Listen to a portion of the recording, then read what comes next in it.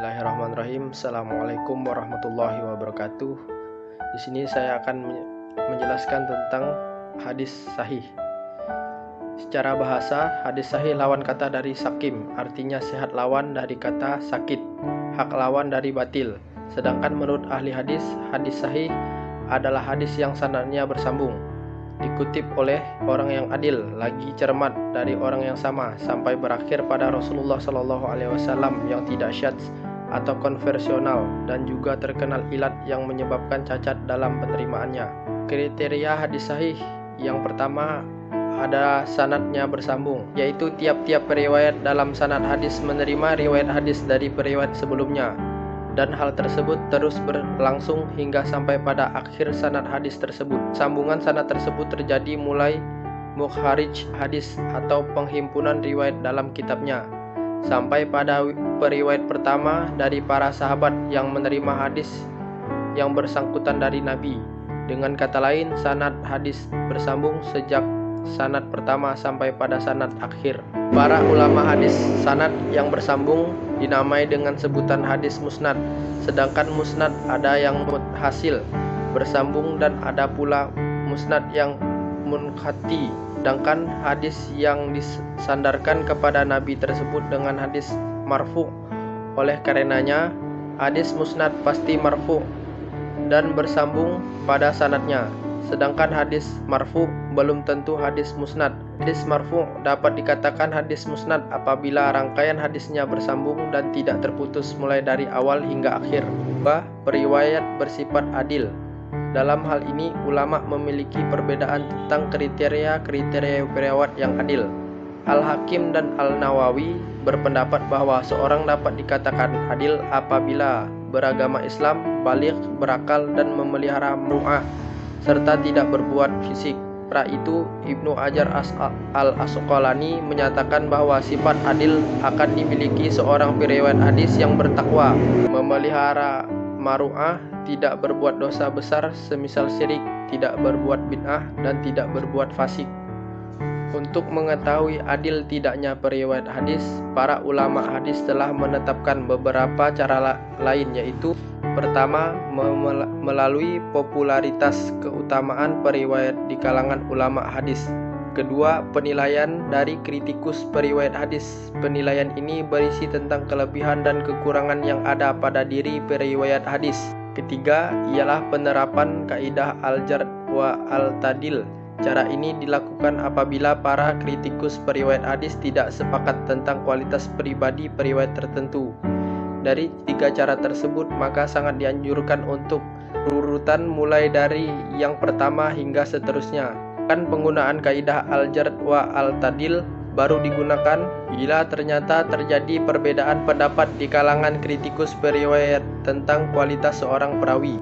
Yang ketiga yaitu periwayat bersifat dabit. Bagi hadis sahih, maka periwayatnya akan berstatus dabit.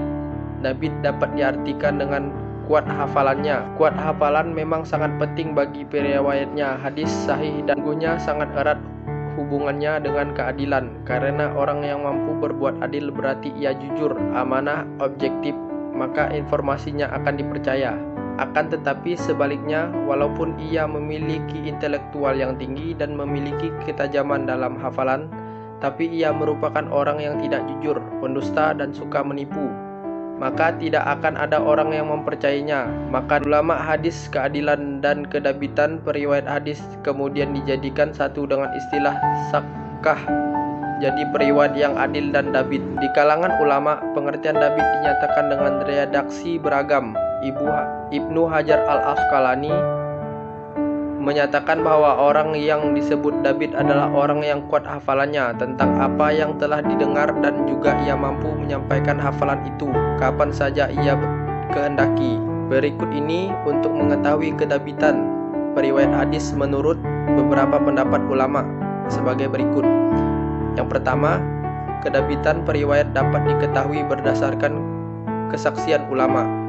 Yang kedua, kedabitan periwayat dapat diketahui juga berdasarkan kesesuaian riwayatnya dengan riwayat yang disampaikan oleh periwayat lain yang telah dikenal kedabitannya. Baik kesesuaian itu sampai ke tingkat makna maupun sampai tingkat harfiah. Periwayat yang sesekali mengalami keliruan tetap dinyatakan dabit asalkan kesalahannya itu tidak sering terjadi. Jika ia sering mengalami kekeliruan dalam riwayat hadis, maka tidak disebut sebagai dabit. Keempat, terhindar dari syadz atau kejanggalan. Secara bahasa, syadz merupakan isim fa'il dari syadza yang berarti menyendiri atau infarada. Sedangkan ulama hadis, syadz adalah hadis yang diriwayatkan oleh periwayat lain atau periwayat thiqah dan bertentangan dengan periwayat oleh periwayat yang lebih thiqah. Menurut ulama hadis akan dikatakan syadz apabila hadis itu memiliki lebih dari satu sanad. Para periwayat hadis itu seluruhnya thiqah, matan atau sanad mengandung pertentangan dan terhindar dari ilat. Apabila dalam suatu hadis tampak sahih, akan tetapi ternyata di dalamnya terdapat cacat yang tidak terlihat atau tersembunyi, maka hadis itu akan dikatakan mu'alla, yaitu hadis yang mengandung ilat. Secara bahasa berarti cacat, kesalahan baca, penyakit atau keburukan. Sedangkan menurut istilah al-hadis, ilat berarti sebab yang tersembunyi yang dapat merusak kesahihan hadis. Baiklah, materi selanjutnya akan disampaikan kepada saudara Fizlan Hazarul. Bismillahirrahmanirrahim. Perkenalkan, nama saya Fizlan Hazarul akan melanjutkan presentasi dari saudara Muhammad Iqbal Maulana, yaitu yang di macam-macam hadis sahih. Hadis sahih terbagi pada dua macam, yaitu sahih zatih dan sahih ghairi, yaitu hadis yang memenuhi kriteria hadis sahih. Akan tetapi apabila kedabitan seorang rawi yang kurang sempurna menjadikan hadis sahih zatuh turun nilainya menjadi hadis hasan zatih. Akan tetapi jika kurang sempurna rawi tentang kehabitannya itu dapat ditutup. Misalnya hadis hasan litahih tersebut mempunyai sanad lain yang lebih habit, maka naiknya derajat hasan menjadi hadis sahih lil ghairi. Sedangkan hadis sahih lil ghairi adalah hadis yang sahihannya dibantu oleh adanya hadis lain. Pada mulanya kategori ini memiliki kelemahan berupa perawi yang kurang habit, dan hal ini dimulai kurang memenuhi syarat untuk menjadi hadis sahih. Berikut adalah contoh hadis sahih ghairi. Contoh hadis sahih ghairi adalah hadis yang diriwayatkan oleh Imam Al-Bukhari dari jalur Al-Haq dari Abu Hurairah Rasulullah SAW. Seandainya aku tidak khawatir memberatkan umatku, pasti aku memerintah agar mereka bersiwak setiap kali hendak mengajarkan salat. Contoh hadis sahih lil ghairi ialah hadis Al-Bukhari dari Ubay bin Abbas bin Sahal dari ayahnya, Abbas dari neneknya Sahal. Konon Rasulullah mempunyai seekor kuda, ditaruh di kandang kami, diberi nama Al-Luhaib. Ubay bin Abbas oleh Ahmad Ibnu Ma'in dan An-Nasai dianggap rawi yang kurang kuat hafalnya. Oleh karena itu hadis tersebut mempunyai derajat hasan lil datih. Tetapi oleh karena hadis Ubay tersebut mempunyai mudhabi yang diriwayatkan oleh Abdul Muhaimin, maka naiknya derajat dari lil zatih menjadi sahih lil ghairi. Dan yang kedua, yang kehujahan hadis sahih. Dalam kehujahan hadis sahih, para ulama memiliki perbedaan pendapat, yaitu sebagai berikut. Yang pertama, sebagian ulama memandang bahwa hadis sahih tidak berstatus qat'i sehingga tidak dapat dijadikan hujah untuk menetapkan persoalan akidah. Kedua, sebagian ulama hadis sebagaimana dinyatakan Al-Nawawi berpendapat bahwa hadis-hadis sahih riwayat Al-Bukhari dan Muslim berstatus qat'i. Dan yang ketiga, sebagian ulama seperti Ibnu Hus memandang bahwa semua hadis sahih berstatus qat'i